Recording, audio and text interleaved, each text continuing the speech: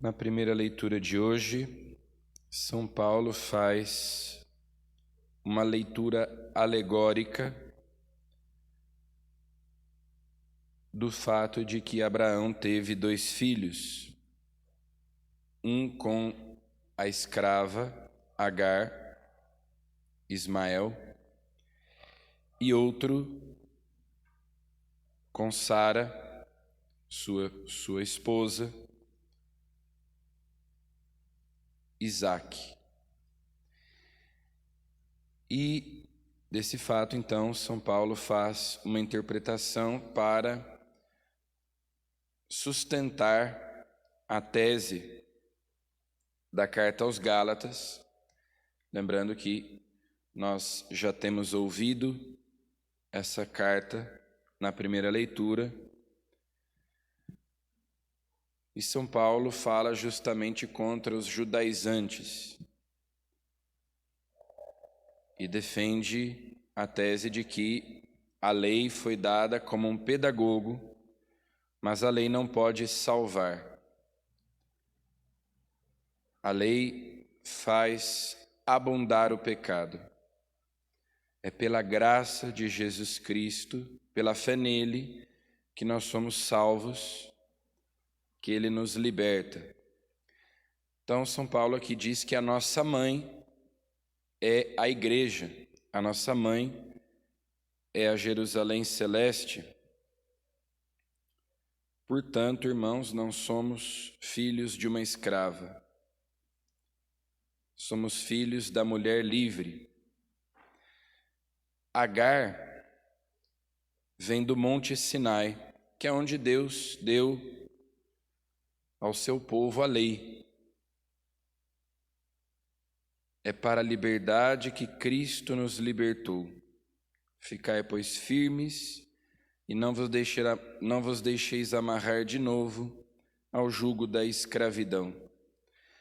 O próprio Jesus, no Evangelho de São João, lembra que quem peca se torna escravo do pecado. O pecado é uma escravidão. E a lei denuncia o pecado, mas não tem a força de nos fazer cumpri-la. Pela fé em Jesus Cristo, nós obtemos a graça que conduz à salvação. E, portanto, Cristo nos liberta do jugo da lei. Cristo nos liberta do pecado. Jesus, no Evangelho de hoje, diz que aquela geração é uma geração má. E isso quando as multidões se reuniam em grande quantidade. Geralmente, quando um pregador, um orador, consegue reunir uma grande multidão, fica contente com isso. E procura agradar aquela audiência.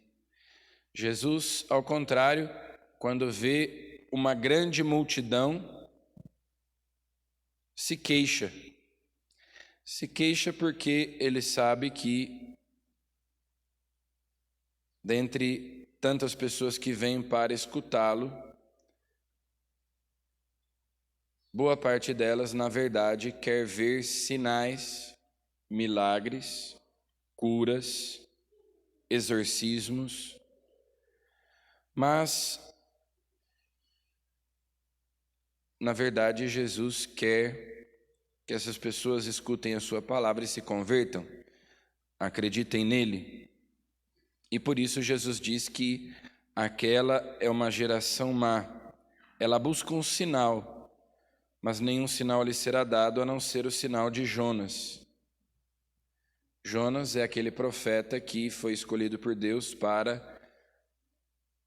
pregar a conversão aos ninivitas. Nínive era a capital da Assíria, um império na época em que viveu o profeta, mas os ninivitas eram pagãos.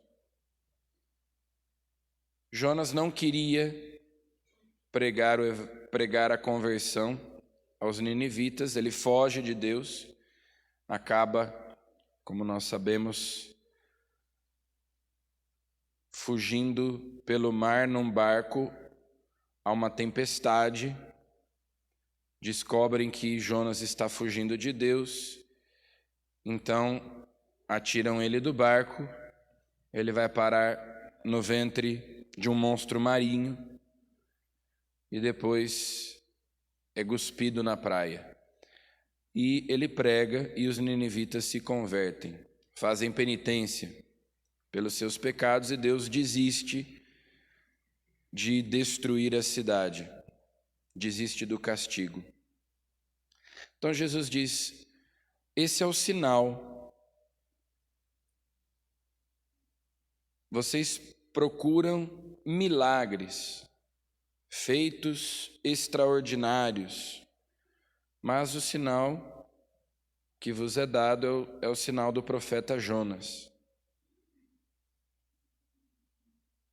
Convertei-vos. É isso que Jesus quer daquelas pessoas, que elas se convertam, que elas escutem a sua palavra e mudem de vida. E também Jesus faz, em outras passagens, um paralelo entre os 3 dias que Jonas esteve no ventre da baleia e os 3 dias que ele ficará no ventre da terra, antes de ressuscitar.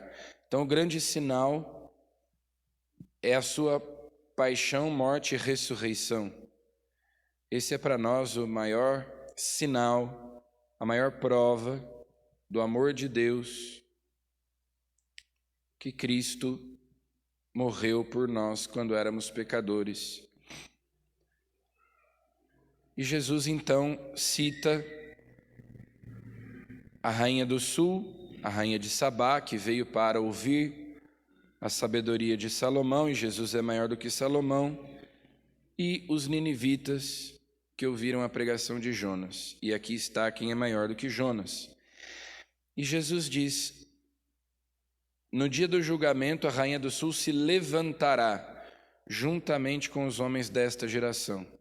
No dia do julgamento, os ninivitas se levantarão juntamente com esta geração e a condenarão. Essa palavra se levantar, em grego, é a palavra que se usa para ressuscitar. Ou seja, no dia do juízo, todos ressuscitarão. E a rainha do sul, que era pagã, porque não era judia, e também os ninivitas, que não eram judeus, condenarão muitos daqueles que ouviam Jesus e, embora pertencessem ao povo da antiga lei, não acreditaram em Jesus, não tiveram fé nele. O que reforça aquilo que São Paulo diz na primeira leitura. É pela fé em Jesus que se obtém a salvação, não pela prática da lei. É pela fé em Jesus que se obtém a graça que conduz à salvação. E a graça de Deus atuando em nós deve produzir frutos de conversão, de mudança de vida. As pessoas iam até Jesus, verdadeiras multidões, mas elas queriam ver um espetáculo. Elas não queriam se comprometer com o que Jesus dizia. Elas não queriam viver de acordo com a sua palavra, segui-lo, obedecê-lo. Queriam apenas entretenimento religioso. E é assim ainda hoje. Quantas pessoas procuram entretenimento religioso. Porque lá em tal lugar é divertido, as músicas são interessantes, e a gente ri, e a gente chora, mas depois não se vive a palavra. Peçamos a Jesus que, pela fé, nós possamos obter a graça que conduz à salvação, pela fé em Jesus, e no dia do julgamento, nós nos levantemos, nós ressuscitemos, não para a condenação, mas para a salvação. Amém.